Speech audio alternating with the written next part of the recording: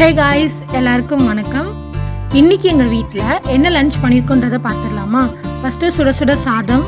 இன்றைக்கி வந்து புதன்கிழமை, ஸோ ஏதாச்சும் நான்வெஜ் பண்ணலான்னு நினச்சோம். ஸோ அதனால் வந்து கருவாட்டு குழம்பு பண்ணியிருக்கேன். முருங்கைக்காய், மாங்காய், பச்சை மொச்சை, அப்புறம் வந்து வாழை கருவாடு போட்டு நல்லா சென்னை ஸ்டைலில் கருவாட்டு குழம்பு பண்ணியிருக்கேன்.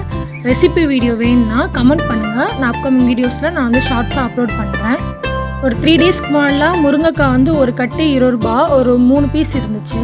ஆனால் நேற்று நைட்டு மார்க்கெட் போனப்போ ஒரு கட்டு முருங்கைக்காவே 10 ரூபா தான். அதில் வந்து ஒரு 5 பீஸ் கிட்ட இருந்தது.